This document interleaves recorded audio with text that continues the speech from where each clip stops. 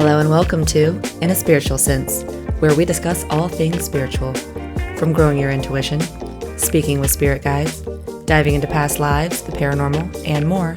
Join me, Stacey Piagno, where we work to bridge the gap between science and spirit. Hello and welcome back to In a Spiritual Sense. I'm your host, Stacey Piagno, and welcome to part one of our Halloween special. Joining us today, we've got the lovely neighborhood ghost guide, mother of three, Morganne Lanni. Welcome, Hi. Morganne. Hey, everybody. So, as promised, today's episode is going to be all about the ghosts that roam around us. So, as we get into that, we are going to have Morganne break down what it looks like to externally see ghosts. And we're also going to both share some stories of our experiences working in the ghost tour industry together. But real quick, before we get into that, I want to make a brief announcement.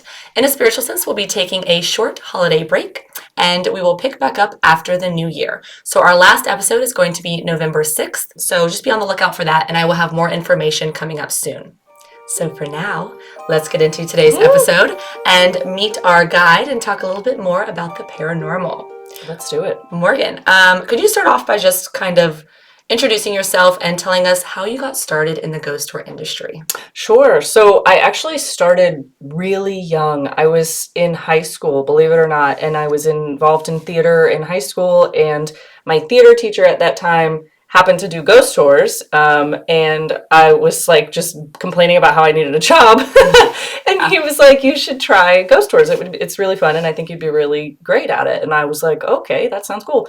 And so I had an audition, and that was it. I got the job, and I've been doing them ever since. And it started off as a very theatrical thing, and towards the end, very quickly, it snowballed into more of a scientific thing than a theatrical thing. But that's how I started, was theater. Very cool. What are some ways to physically see ghosts or spirits? Like I would say externally see spirits or know that they're around. Right. So I used to explain this to people all the time on my tour. Like, of course you can see one with your own two eyes, but then you can also feel them, you can smell them. You know, I used to tell people the spine, your spine or the hair on the back of your neck works just as well to know when something is around. When your gut tells you something isn't right or something feels weird, generally it's right.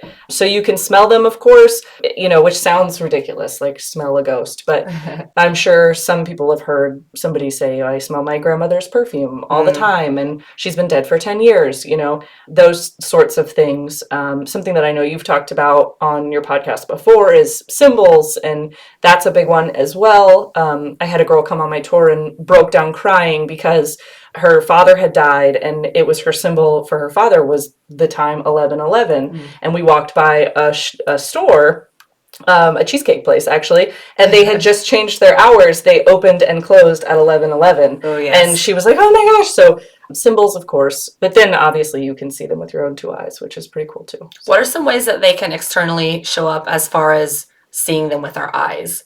So obviously, like, it sounds like a scary movie, but you can see things move. When I used to work downtown, a lot of times the doors would slam or things would fall off the walls. But then, of course, you can have like physical manifestations. A lot of times they don't look opaque. They don't look like what you would think a ghost would look like.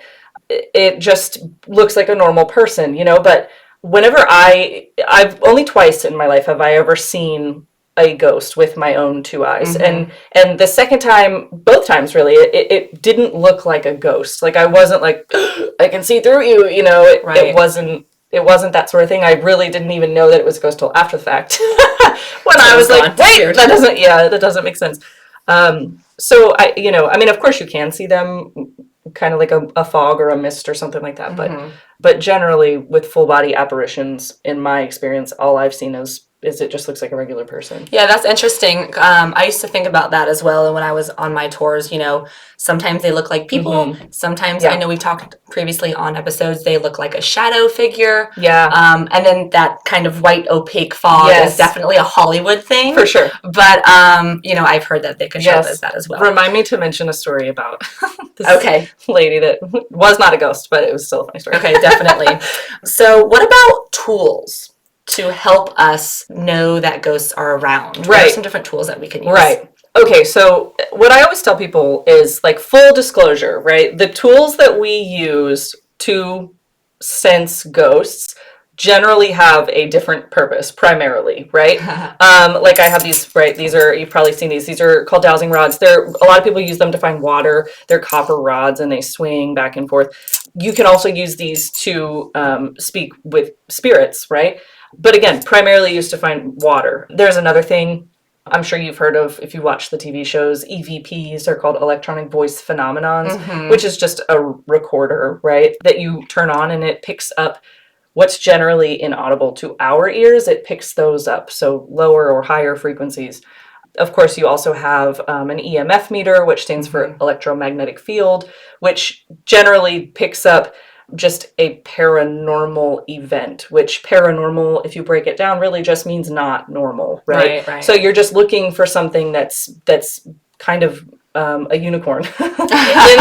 And so it picks up a disturbance in the field, which sounds very Star Warsy, but that's how I used to explain it to people, is you're just looking for something that's different. It's not necessarily like if your meter goes off, like, oh, it's a ghost, it just means that it's something strange. Is it picking up the frequencies that spirits put off? Yes, like, exactly. That's what I always understood it as. Right, yeah, it puts off a frequency, and spirits are said to use that frequency to manifest in ways like fog or a shadow or moving things, or, but it all takes a lot of energy.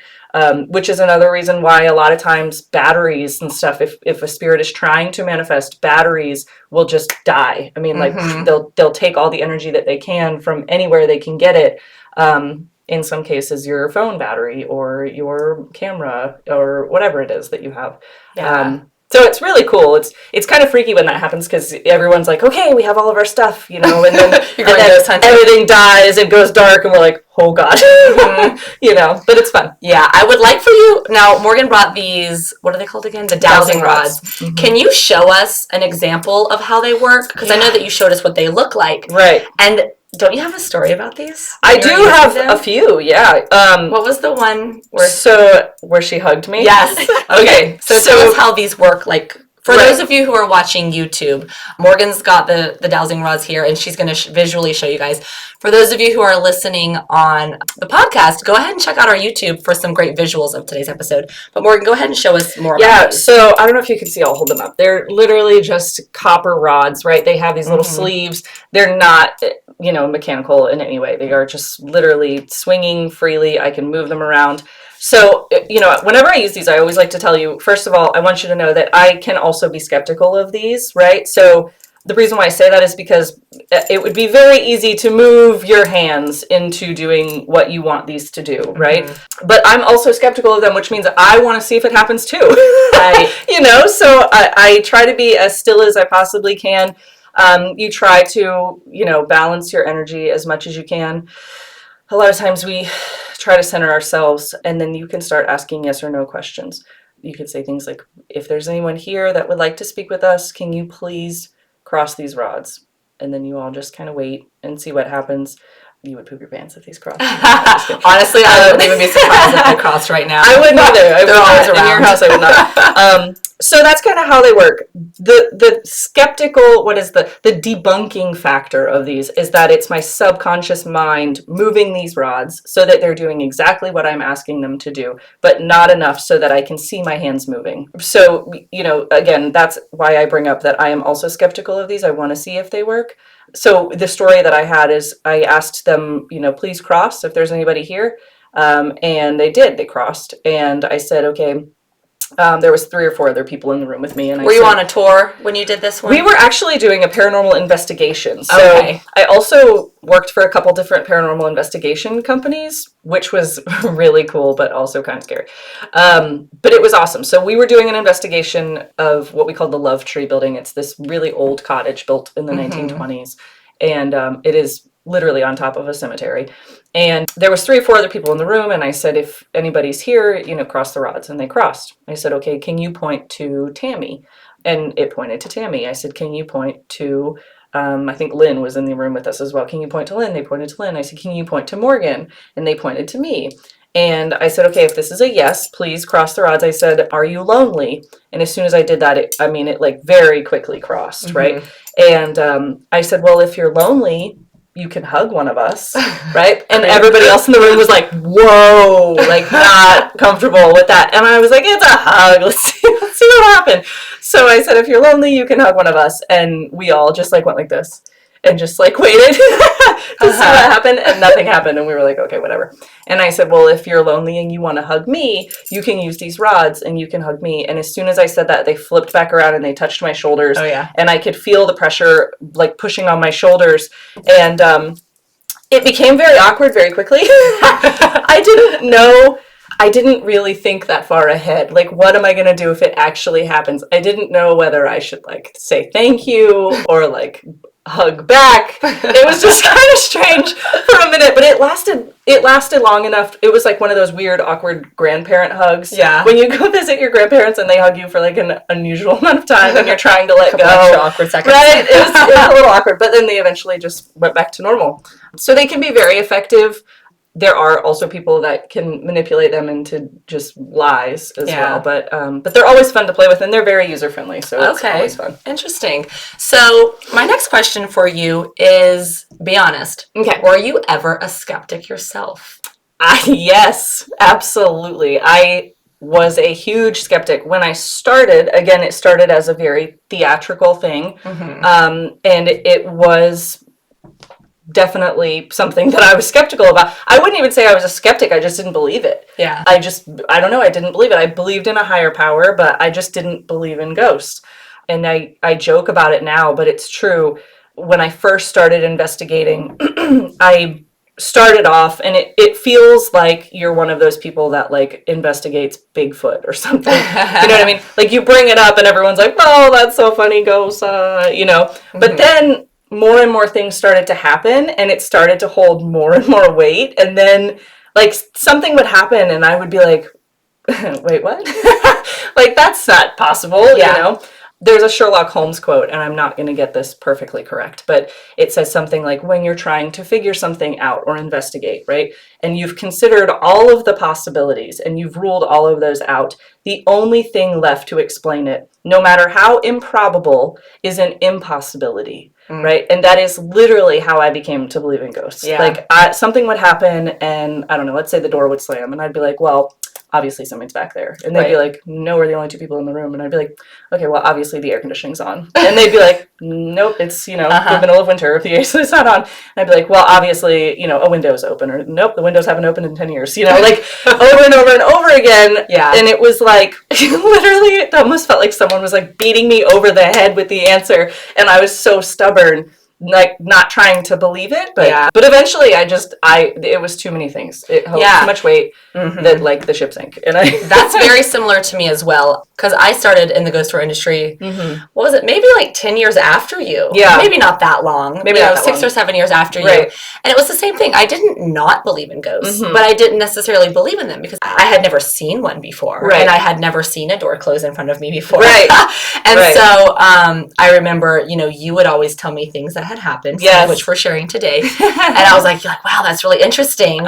And sure enough, about a couple months after I started getting ghost tours and going through these haunted buildings, stuff happens and you can't explain it. And I am very much a skeptic first as well. Like I will always try to prove it wrong before I go straight to the ghost theory. But when a door closes in front of you, which has happened, we'll get into that. It's a ghost. Like if there's no one there, I'm sorry, but it was another spirit. Stacy and I feel like we should disclose. Stacy was we've known each other since kindergarten. Yes. Right? And so when things would happen on tour, I would call her at like midnight. Yes. Stacy, are you asleep? This crazy thing just happened today. And vice versa. We always exchange stories. So there's been a lot of times where weird things have happened. All right, so let's exchange some stories. Okay. Ooh, I have a good one. Do you have one? Yes. So my favorite story that I used to tell on my tour that very quickly blossomed from like a tell around the campfire story to like a personal story that happened to me was the story of James P. Morgan. He died November 27th of 1877. Anyway, he is buried at the Tolomado Cemetery in St. Augustine, Florida, which is where I did most of my tours. And he is such a special little boy. He died at 5 years, 10 days old. And he is the only person out of his whole family to be buried in that cemetery. It's a Catholic burial ground. He died in 1877. The rest of his family died after 1881. 1881 was when all of the cemeteries were closed for yellow fever because they thought that, it's kind of a tangent, but they thought that the people that had already died of yellow fever, their bodies were emitting these noxious gases is what they called them, and they were coming out from the ground and getting to all of the well people, and that's what was making everyone sick. They didn't understand how yellow fever was actually spread, which, for the record, it's mosquitoes. So noxious gases really had nothing to do with it. Maybe humidity, if you want to count that. Yeah. So they all died after 1881, after the cemetery was closed. They weren't legally allowed to be buried with their son, James. He's presumably waiting for his family to arrive, which is very sad, but, no pun intended. He seems to be in good spirits. Whenever anyone sees him, he's being what any 5-year-old would be. He's climbing the trees. He's playing pranks. He'll do things like he'll show just a little bit of himself to freak people out, and then be gone. The reason why I like James so much is because I feel like I have some kind of weird connection with him. Not only that, your names both have Morgan in them. Right. Well, that was that's true. I wanted to just let everybody know when you said that earlier. No, yeah, that's no connection. Right, no connection. But I do have 3 kids. I have 3 small boys, and 5, 4, and 2. I used to joke on my tours, like, if he wants to follow me home, cool. I wouldn't even know the difference at this point, I used to joke about it, and then it actually happened. So tell us about when he followed you home. Yeah, so the first time that he ever followed me home, I didn't know that it was James at first. It was only until the second and third time that I was like, okay, this has to be James. I got home from work, and it was very late, and everyone in my house was asleep, and I was in the kitchen, and I was heating up leftovers, which is very glamorous.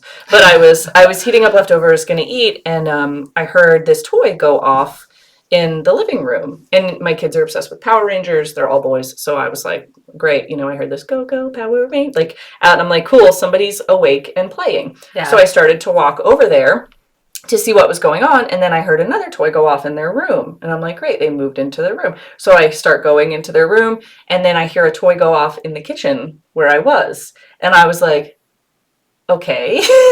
They would have had to pass me, right, to get in there.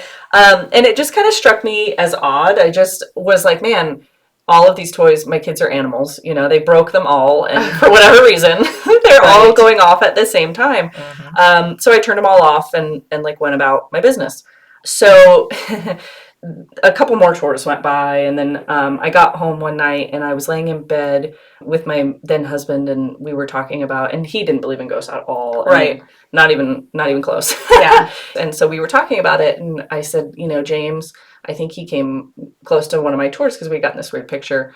And as we were laying there, we hear the door very clearly open, and then we had wood floors in our bedroom. Very clearly, we hear little kid feet, trot in. And me, being the wonderful wife that I am, was like, I was like, hey, it's your turn. Of course. I'm like, somebody's awake. I had them all day, So he was like, oh, fine. So he gets up, he walks out there, and he's gone for what seems like an unreasonable amount of time. And I'm like, what is going on? So I hear him opening all the doors. I hear him going out into the garage, and I'm like, where is he going? So I walk out there, and I'm like, what are you doing? And he was like, I'm trying to find out who that was.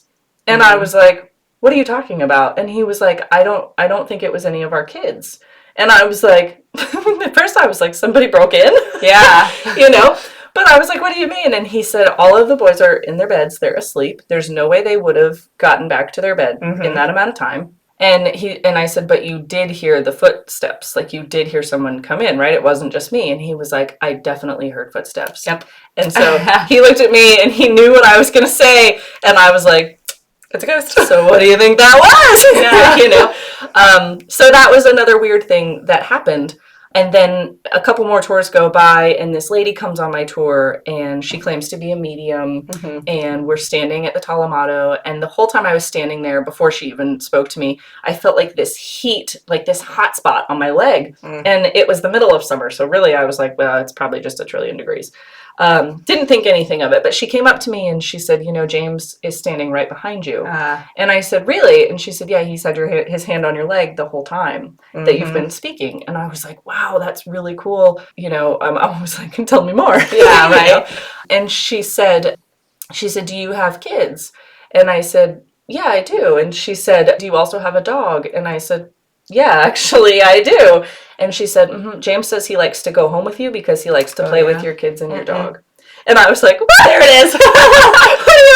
So from then on, I tried to become more aware of when I was carrying his energy with me, and it got to the point where I could I felt like a parent. Like I would pick him up at the cemetery. I would feel like I had almost chills all over my body, but I never got to the point where I had chills, just like a heightened sense of awareness, I guess. Yeah.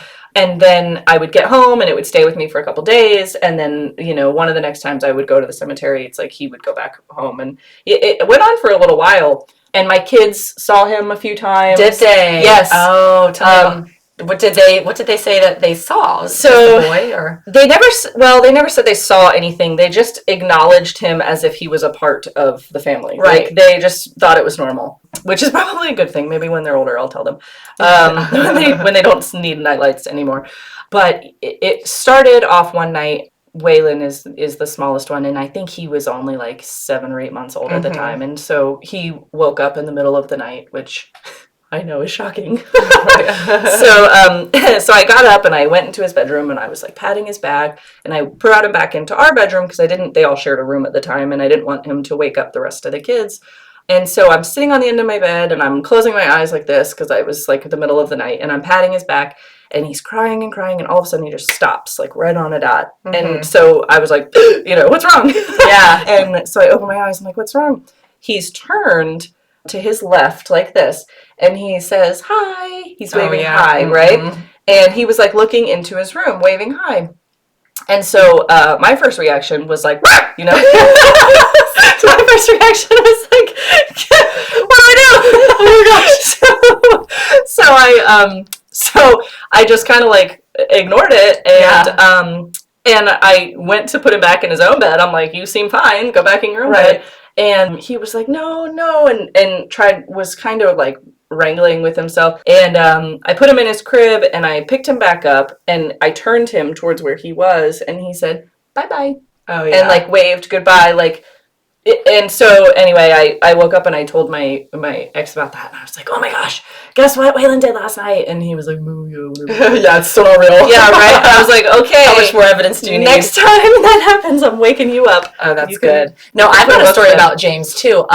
He did not follow me home. One thing I will say that I learned to do pretty quickly is, every time I was done with a tour, I would always, as I was going back to my car, I would always, say, if there's anyone with me, you're not allowed to follow me home. You have to stay here. That can be very important, depending on what you're doing. And I kind of set my intention because I'm very sacred with my space. So anyways, that obviously helps. Even though you welcomed him. I mean, you kind of said that you welcomed him. But I was on a tour one time, and I had a group in front of me, and we were standing in front of the Talamato Cemetery where James hangs out, where his grave is. And so this was a good one. I was actually telling this story about the first Catholic bishop in St. Augustine. And James was going to kind of be my next story that I got into. So I hadn't said a word about him yet. And during that time, there was a lot of construction going around. So there was like trash cans everywhere. Those big barrel trash cans. And there was one right inside the fence. And so we could see it, right? And there was this woman on tour, and it was halfway through my story. And she kind of, she gasps. And everyone kind of looks at her, and we're like, what is it? Because first of all, when somebody gasps in the middle of a ghost story, and you're standing with a cemetery to your back, it's a little creepy, right? For sure. So she gasps, and everyone's looking at her, and she says, look at that trash can, it's moving. And so I kid you not, this big barrel trash can, like the big gray ones, it was kind of swerving from side to side and kind of bouncing back and forth to the point where I kind of joked, well, maybe there's an animal in there. Right. Because again, I am skeptic first. Girl, we're in Florida. Yeah, right? Like a possum or a raccoon or something. Right. And so it was too dark to look inside of the trash because we were all kind of around there looking. So we couldn't see anything. Right. And I thought, well, whatever, it's probably an animal. So I gathered everybody's attention back on me. And she was kind of hanging over there looking around the trash can. And then 30 seconds later, she lets out a full-blown scream. And everybody jumps into the road. And she's like, a little boy. I just saw a little boy. Yeah. He peeked out from around the trash can and looked up at me. And I was like, oh my gosh. And I had chills. Everybody had chills. And I said, well, what a great segue into our next story. Right. And so we started, talking about the history of James. Right. So yeah, he does manifest, I would say, more often than other spirits. Do you know why spirits might manifest more than others based off of how much attention we're giving them? Is this a question, or do you want me? To both. Like, because I have my own theory. Right. What do you think about that? I think James, for example, he is said to manifest more frequently to children than to adults, right? I think it's just who he feels comfortable with. Also, I think a lot of times they do it for attention. Yeah. I know that, it's fun to them, right? I know there's a tour guide that I used to work with, JM. She has a special relationship with Elizabeth, which is a little girl they see at the city gates. And every single night, Elizabeth would show up for her. Like, you could set your watch to it almost. Yeah. And so I think it just depends if you come up with this good relationship with whoever you're speaking about, because they know that you come there every day. Right. They know that they know your face. It's just like knowing a friend. Yeah. And so I think, a lot of different things I would think they show up for. Not just I always would think about kind of like a battery. Okay. So spirits, in order for them to manifest, it takes energy to do so. And so the more attention you are giving to a spirit, the more you talk about them, the more everyone's looking for that spirit. Right. We're essentially giving them energy. Yeah. Therefore, they're able to charge up more and they're able to manifest more. Yeah. So that's what I always think about. Absolutely. Yeah, that makes total sense. And both James and Elizabeth, who's the little girl you were just talking about, those are two stories and spirits that have been around since we were forever. Kids. Like, I remember when I was a kid, I went on somebody's birthday party ghost tour, and those were two of the stories that I remember hearing. Yeah. So it's nice that the stories are still being told, because obviously their spirits are hanging around. Right. For sure. Okay, so let's get into some investigations. I know, so me and Morgan, we both worked for the same company. Do you have any good investigation stories, like when our company went to go investigate a building and then something happened from that? Because I know I've got a couple. Yeah, for sure. So there was a building that we used to investigate regularly. And actually, this wasn't during an investigation. It just was in the course of like general business. But it was all absolutely paranormal. And this was probably one of the nights that I can't give credit to one single thing that has happened that I'm like, now I believe in ghosts. Right. It was just the culmination of too many things happening to where I couldn't ignore it anymore. But without this night, it would have taken me longer probably to get there. So it was at the Spanish military hospital, and it was the first night that we were bringing in two groups at the same time, and then we would switch rooms, right? And then they would go out. And the only reason why I bring that up is because there had never been that many people in that space at one time. Okay. And so it's, many, many spirits haunt that building, not just the building itself, but the ground underneath it was a cemetery as well. And so, young Spanish soldiers haunt there. There's also a woman that walks back and forth that we're not really sure where she came from, but, many different spirits. It's not just one type. And so we were working one night, and it was that first night that we brought a lot of people in, and it was the weirdest feeling. We went in, as soon as I opened the door and went in, it was like, the only way I have to describe it is if you've ever been around someone that is so physically angry, like, oh, really? So angry that even if they're not speaking to you, it makes you feel physically uncomfortable. Okay. Like if someone's yelling at somebody else or so, it makes you feel uncomfortable. I got that feeling, but there wasn't anyone else in the room. Or was there? That's right. Apparently there was. So I walked in and I felt that feeling, and I said to this woman that I work with, Pam, I said to her, I'm like, do you feel that too? And she was like, it's going to be a long night. And we were just like, man, that's really strange. things started happening pretty quickly. Another woman that I worked with, Mandy, her hair was pulled, and it was pulled so hard that you could hear it like snap off. I mean, it like ripped her hair out. And she turned around and was like, oh, no, no, no. And that was like it. Like she challenged them and that was it. And from then on, it was like game on, you know? And the doors were slamming so hard that like pictures were falling off of the walls. And they were modeled after 1790. They weren't just normal doorknobs, you know, it was a latch. You would watch it unlatch and then the door would creak open and then slam shut. Another thing that started to happen was we started to smell this terrible smell. It smelled, this is going to be really gross. It smelled like rotting flesh. Yeah, that's what we talked about that last week. Yes, it was so bad. And we thought that someone had like thrown a stink bomb, right? Because I mean, you had a lot of people in there.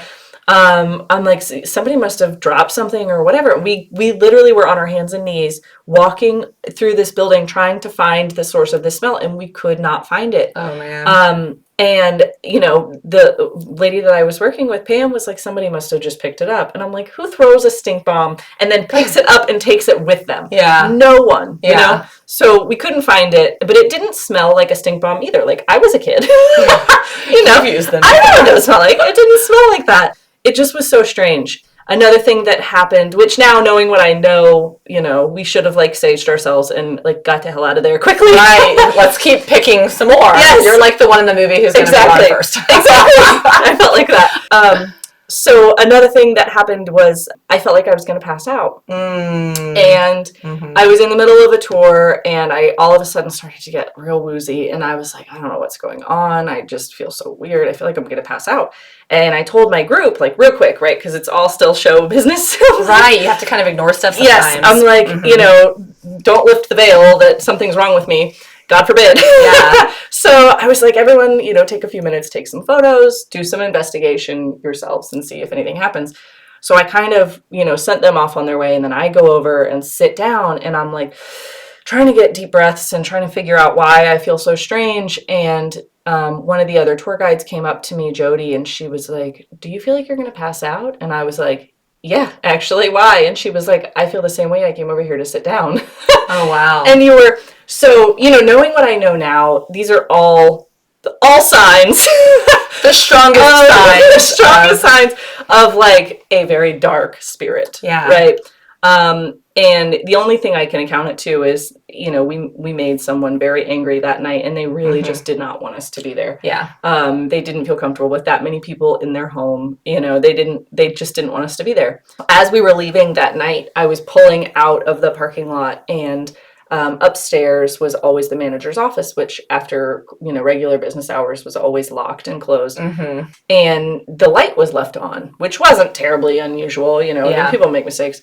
So I thought to myself, like, oh, they must have left the light on. Well, they had these lace drapes that were hanging down and it looked like someone had pulled the drapes up, you know, and I saw it. And as soon as I looked up and saw it, it was like somebody let them go when they fell down. And I knew there was no one up there. We had just locked the building. We just alarmed it. Yeah. That had been closed since 5 p.m. anyway. And so I was like, they're watching us leaving. I know. Oh, yeah. But lots of things like that, you know, happened that night where it was just such an uneasy feeling every night. That night especially was such an uneasy feeling that we literally were trying to bribe people to go lock the doors for us. I was so going to say that. Okay, look, I have definitely bribed people to help me lock up at night. Because, so another building, this was a different one than Morgan was talking about. When I was working, one of the buildings that was also over a cemetery was kind of where we started our tours, and then we would go out on tour and we would come back and we would finish. And we would finish inside of this building. And it was originally an old house. So like you can see the living room, there's a bathroom, a kitchen, stuff like that. And we kind of just left the living room open to the public, and that's where we would tell our stories. And I mean, every time that we had to lock up, it was the worst part of the night, because especially if something had happened on tour. Yes. Like there was this one time we were all kind of standing around a circle, and I was talking about some of the spirits, kind of how you just shared about that building. Some of the spirits that were in the house. We knew that there were 2 children in there. We knew that there was a man and a woman. Whether they were all related or not, I'm not sure, but they were all definitely there. And so this one night, it was before we had left, there were footsteps Not even like walking, but running. And I'm talking about, we were just starting the tour. It was really quiet. I was the only one talking. And we had another coworker with us who was a medium, and she was very sensitive. And in the middle of my sentence, you could hear someone sprinting through the back room. And it was like high wood floors. Yeah. So it echoed. And they're old. They're very creak. old. I mean, you can hear weight, you know. It was literally like a kid running through the door. Yeah. And so what was funny is we all kind of looked at each other, and I was like, that's probably just Mr. Jim. You know what I mean? Right. And, you know, my coworker comes and like knocks on me, and she was like, Mr. Jim's out front. And I was like, oh my gosh. There's nobody back. And so she actually went, and it was this swinging door, and she pushed the door open. And, you know, I didn't see anything, but she said that she saw that black shadow figure kind of running across. And where it was running was from the snack room, which was the pantry that was stocked up with snacks for us. And then over to the kitchen. So things like that would happen. There was another night where we were ending the tour, and we went back into the building, and that swinging door, it actually swung open in the middle of me talking about the spirits in that building. And the guests weren't near that door, so it wasn't like one of them had done it.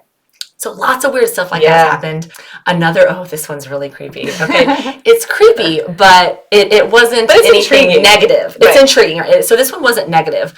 I had a psychic come on my tour one time, and she was so humble, and she was like, you know, I don't really know a lot about this, but I can see vibrations. And she's like, you know, I can see... Basically, like, she can see energy. And I know it's different for everybody. Like, everybody can see things in different ways. But she waited until after the tour. So there was no audience left. And she comes up to me, and she was like, hey, I don't want to scare you or anything. But but I'm about to. But when you were in there talking in the building that I was just talking about, she's like, when you were in there, there's a man who was standing behind you. And I immediately got chills. And she was like, yeah, he stands behind you often, and everyone who works there. And at that time, it was interesting because a lot of people, a lot of our coworkers were saying that they had gotten their hair tugged or that they had chills when they would stand in this area. And she was like, you know, don't worry, like, he's not going to harm anyone. He's there to watch over the children. And then what was interesting is we went out onto the front porch to finish with our last story. She said he followed us out, and he sat on the bench. And so he just follows the groups around, and he's just like watching us. I like to think he's protecting us. Because of the back room, which I know you have a story. Can you talk a little bit about what a voice box is? So a voice box is a recorder, basically. It's a radio that scans. Remember old radios, you could push scan and it would go through the stations. So it scans, but it scans backwards. And it only goes to stations that come in as white noise, right? And so theoretically, spirits will use their energy to pull words from the stations that are not, that you're not going to, and use them to make a sentence. So long story short, they use this thing to talk, right?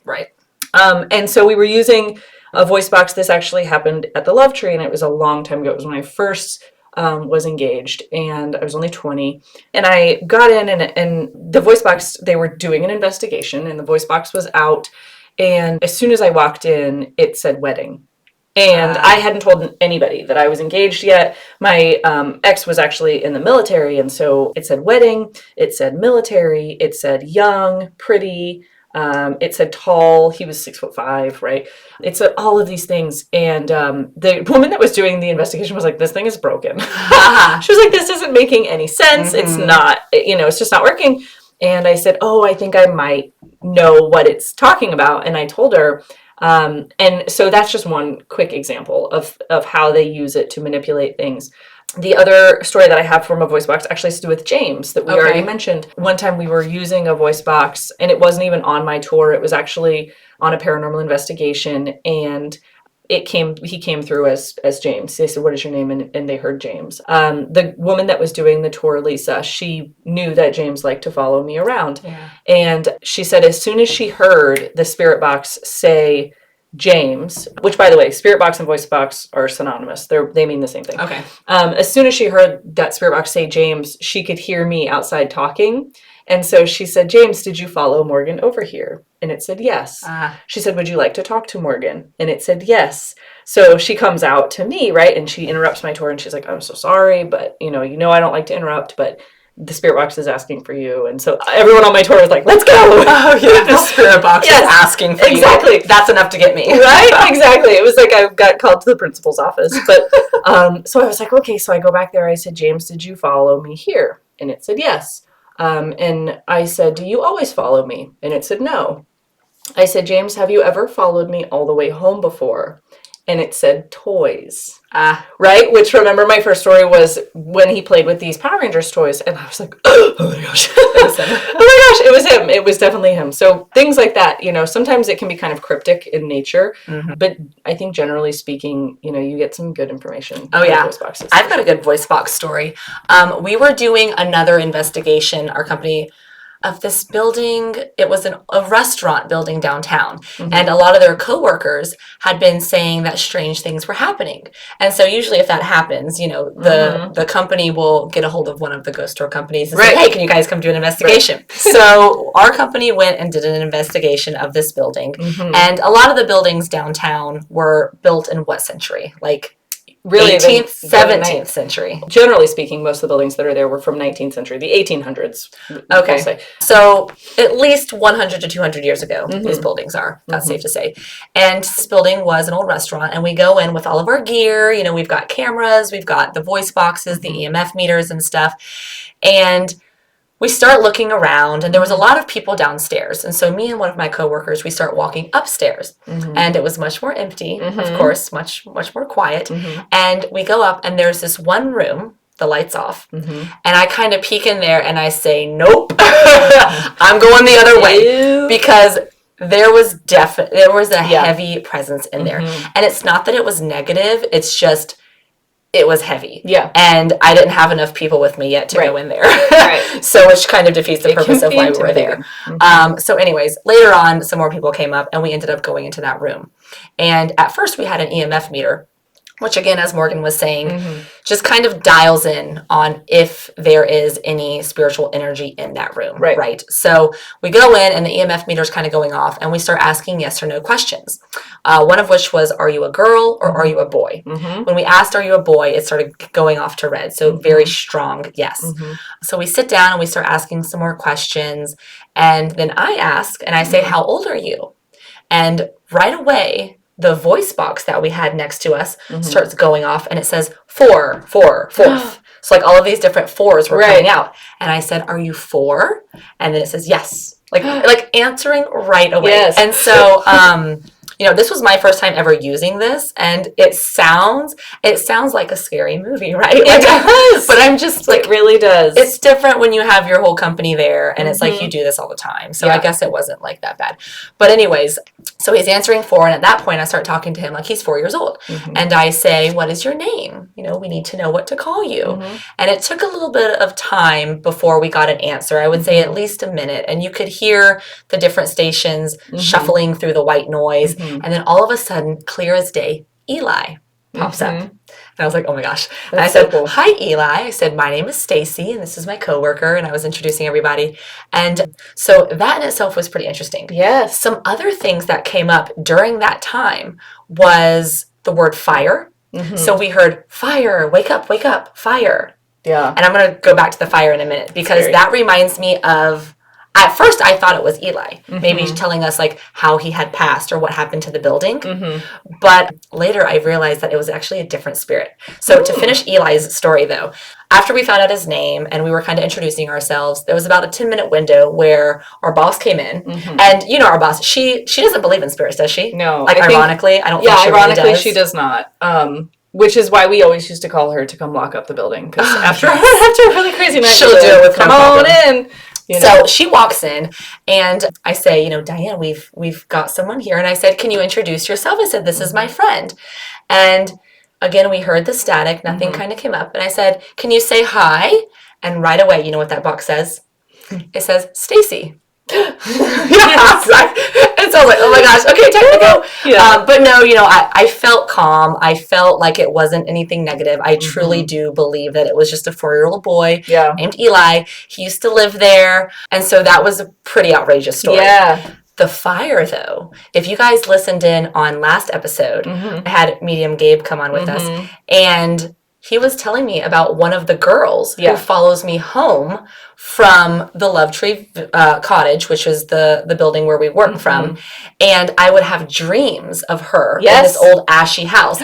And she had apparently died in a fire. Yes. And so I just found out that story about like a year ago or so. And then the story of Eli, when we did the investigation, that happened probably about 8 years ago now. Yeah. So I'm constantly finding out new stuff. Yes. But I believe that the words fire and wake up came from her. Yeah. Because again, that spirit box can pick up anything that's around or anything in the room. Right. Anyone can manipulate it. Exactly. Right. And so that was just like really crazy. I just found that out after talking to him, and I was like, that was her. Yeah. So that's my crazy voice box story. That is so cool. Can we talk a little bit about Henry Flagler and Flagler College? Yes, let's talk. Because both of us went to Flagler College, which is a liberal arts school here in St. Augustine. But the college was originally the first hotel in St. Augustine in the 18th century. Right. So can you talk about that? And then about when you stayed there in the girls' dorms? Yeah. So, okay, really quick history of Ponce de Leon Hotel and Henry Flagler. A lot of people haven't heard of Henry Flagler. They have heard of his business partner. His name was John D. Rockefeller, right? They owned this little old company called Standard Oil, which he turned out to be like the third richest man in the whole world. I mean, they had, a lot of money. Obviously, oil tycoon. He also had a railroad, the Florida East Coast Railway. He wanted to make St. Augustine what it is today. He wanted to make it a tourist destination, and he succeeded. But he started because he had a railroad that went from New York, and it was one road, one way all the way to St. Augustine. You could get off here, and so they would ride this train down, get off in St. Augustine, and then stay at the Ponce de Leon Hotel, which today is like think of the fanciest hotel you can think of. That's what it was. Everything was hand-carved mahogany. Everything was shipped in from, Europe and overseas. It's very exotic. And anyway, so they would stay in these hotels, and it opened in 1888, and it was very, very popular. Today, it is Flagler College, which again is the liberal arts college that we both went to. And a lot of weird things happen there. Yeah. Henry Flagler himself is said to haunt the building. The person that I have heard most of the ghost stories about is Henry Flagler's second wife. Her name was Ida Alice. Ida Alice was, looking back now, she probably wasn't that crazy. She was known as like the village crazy lady, Yeah. But looking back now, I don't think she really was. I think she was very outspoken. She was very ahead of her time in that she was a woman with a voice, and that was not necessarily a good thing. Yes. Yes. And so she was shunned. I mean, she was a failed socialite in New York City. Drama. She was actually the nurse that took care of Henry Flagler's first wife. Ooh. Drama, right? Indeed. Oh, yeah. Anyway, so she ended up marrying Henry Flagler, and she became, his second wife. So she went a little crazy, and she used to smoke a lot of opium, which was legal back then. Yeah. She used to play with the planchette, which, by the way, today we know as the Ouija board. Ah, gosh, I know. Yeah, fun. So these are the things that she would do. She believed that the Tsar of Russia, which we're talking like the Romanovs here, she believed that the Tsar of Russia was coming to her through this Ouija board, telling her to kill her husband, aka Henry Flagler, and come live with him in Russia. So that's what she thought. And whether or not that was the opium talking, probably. But anyway, she tried to kill her husband, once with a pair of knitting needles, once with a letter opener. She failed both times. Henry Flagler was a little sick of it. He actually decided to, kick her out, basically. But divorce was not legal. So instead of saying, like, get out, he actually locked her upstairs in the third floor of this building. He locked her up there 24 hours a day, 7 days a week. She went crazy. I mean, if she wasn't crazy at this point, now she definitely is. She was there 24 hours a day, and she would throw things and yell and scream. She would move the furniture back and forth on the wall, on the floors. So, to try to make as much noise as she could to be as seen or heard as she could. And she actually ended up outliving him. Many years later, she died in a mental hospital in New York. But, people still say that they hear her and they see her. There was actually a grand piano up there. She taught herself to play the piano. That was the only real constructive thing that she could do up there. So this reminds me, actually, when I was doing ghost tours and I lived at the Ponce de Leon Hotel, the third floor was not allowed. You weren't allowed to go on, to it. And they say it's because it's such an old building that the third floor is very unstable. Unstable is right. That's right. Mentally unstable. But really, you think about it logically, this building is registered on the National Register of Historic Places, so it has a team of people dedicated that their full-time job is the preservation of this building. Not to mention it's a working college, right? So the fact that all the other floors would be fine, but they're just letting the third floor go to hell is just kind of funny that's what they would say. But so I was working late one night. I got home and I called my boyfriend at that time. I called him to tell him that I was, home from work or whatever. And I was standing outside in the hallway and I heard this piano music. And I was like, that's weird. It sounded like it was right in front of me. But again, it was a liberal arts college. To hear piano music was, at 1 a.m. Not too far off. was not too far off. So I heard it, and me, being the creep that I am, went to all the different doors, listening to see who was playing this piano music. And I went to all of the doors and I could not hear anyone playing piano, but I could still hear it in the hallway. And so then I started to think, is it coming through the ducts? What is going on? It was just the strangest thing. So flash forward 2 or 3 weeks, I was talking to a woman who trained me with ghost tours. She mentioned something oh, Ida Alice and her piano. And I was like, skirt, what? And she was like, oh, Ida Alice played the piano. And I was like, did she really? And she said, well, yeah, that's the whole point of the ghost story is you can still hear her music in the, the hotel. And I was like, what? I was like, I just heard that a couple weeks ago. So that's one of the things they say happens. I also, when you first move into that building, you have to stay in the dorm. So I had a first floor dorm and then I had a second floor dorm. And when I was on the second floor, I was directly under the room that Ida Alice was in. Oh, okay. And I knew there was nobody up there. The elevator wouldn't stop there. All the doors were locked. You couldn't get up there. And you could hear furniture oh my gosh, moving across the floor. You could hear footsteps, people pacing back and forth. It was the weirdest thing because we knew there was no one up there. Right. I mean, it's kind of like a freshman thing, go up to the third floor, you know, but you can't get up there. I mean, you could try, but you can't get up there. So okay, guys. So we actually had to retell that story because as Morgan was talking about Ida Alice, the moment you said, what was the word? Planchette. Which means Ouija board for the record. The moment she said planchette, my computer actually stopped and the whole rest of our 30-minute video just got deleted and the word planchette was repeating over and over. So we're going to replay what that sounds like for you guys. She used to play with the planchette, planchette, planchette, planchette, planchette, planchette, planchette, planchette, planchette. Okay, so obviously we both just saged the house, and I don't know if it was from your dowsing rods that you had brought on, but I feel like I shouldn't keep them in my car. I saged them too, so don't worry. So yeah, that was a little interesting just to add some live experience to this episode.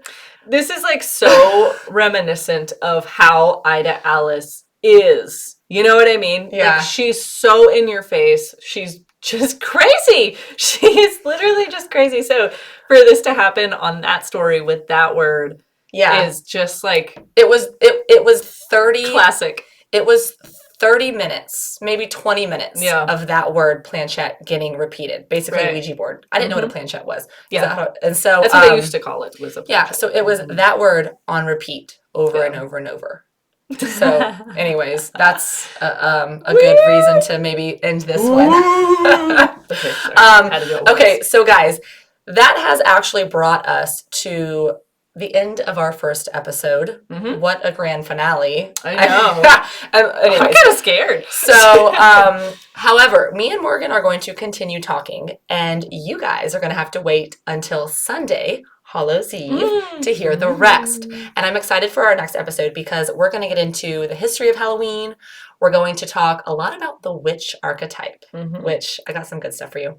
And we're basically going to talk a lot more about death. So tune in next week on Hallows Eve. And for those of you who enjoyed this episode, I hope that you used it to inspire those around you. And we'll see you next week on In a Spiritual Sense. For those looking to connect further, please feel free to send emails to info@inaspiritualsense.com or hit me up on Instagram at spiagno. That is SPIAGNO, where you can find weekly inspiration and updates. I look forward to connecting with you.